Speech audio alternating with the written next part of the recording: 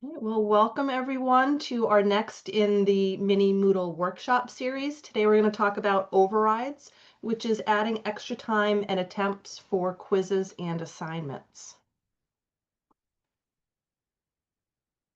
First, I have to put in the shameless plug for the remainder of our workshop. So if you haven't signed up for these yet, we ask that you do. And we will be running a series in the spring semester as well too.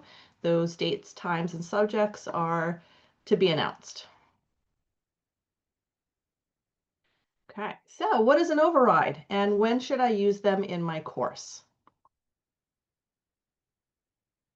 Sorry, there's a little lag time. An override is an extension on an assessment that provides additional time for one or more students in your course. So examples are extending a due date for an assignment or allowing, say, time and a half to take a quiz. So you should provide an override within Moodle if a student receives accommodations through SAS at ELMS. Additionally, there may be other circumstances where you may need to give an override, such as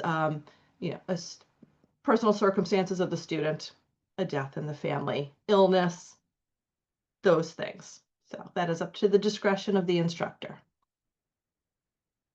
So you would want to give an override if you've if you need to grant an extension for one or more students, but you don't want to reopen an assessment for everyone.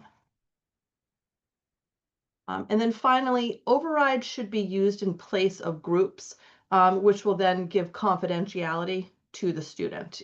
If you use a group, it will be obvious to everybody in the course, whereas with overrides, only the instructors will see the override.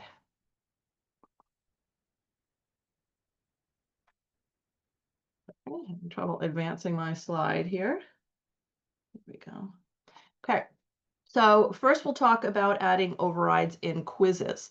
In order to do this, after you've built your quiz, you would go to the More menu within the quiz and select Overrides. You will then click Add User Override. Now, in this session, we're only talking about user overrides, but there is the option of adding a group override as well too.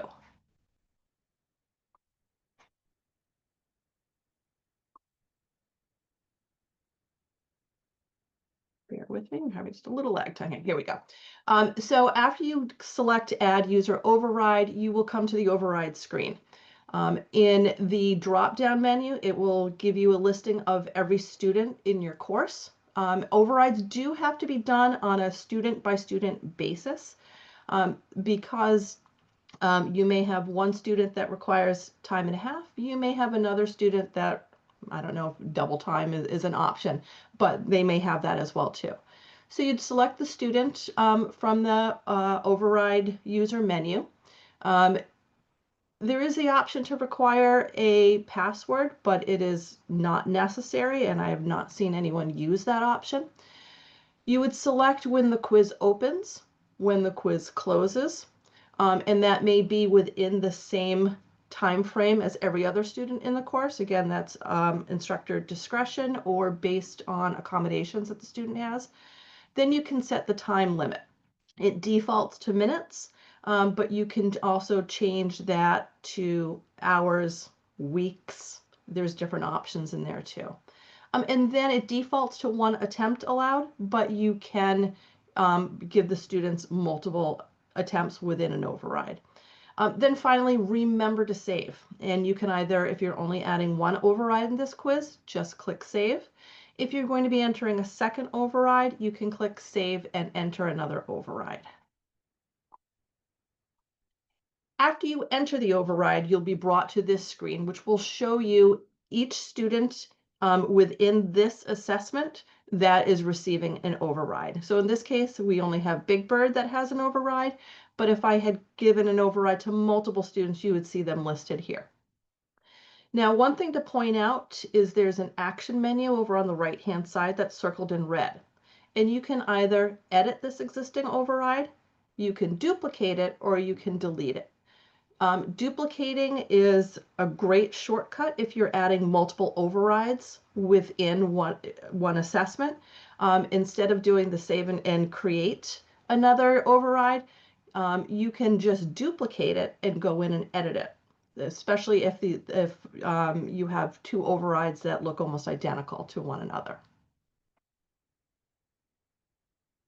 The next is assignments. So it's a very, very similar process, only a few minor differences. So I'm just going to walk through this piece as well too. So when you open your assignment, you again would go to the More menu and choose Overrides. Then on the next screen, add a user override. Again, you do have the option of having group overrides, but again, in this session, we're only going to talk about individual ones.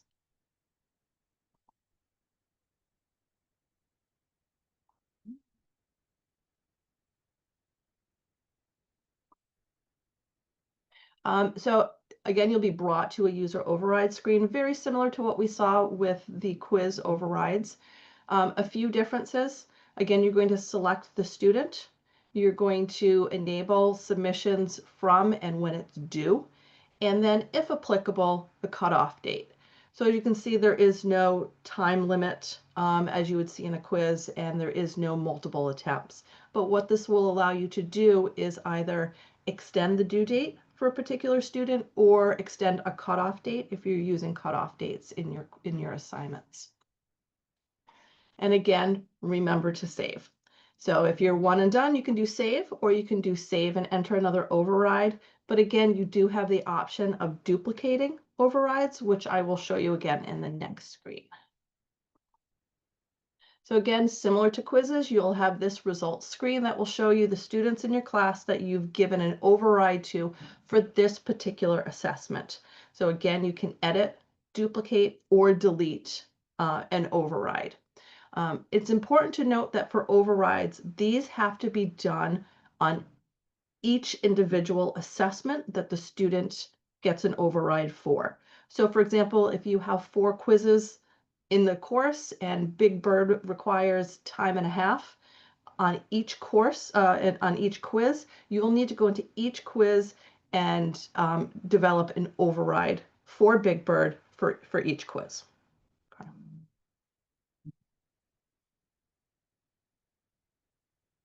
Okay, so this was fairly quick because this is a pretty much simple and straightforward process.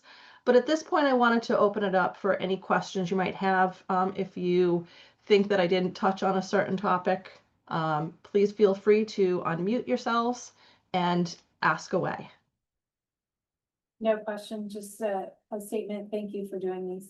It's like super helpful to have these and the resources available. So Yeah, thank you. And I love that if I miss one, I can still go back and watch the recording. So thank you. Oh, you're very welcome. So,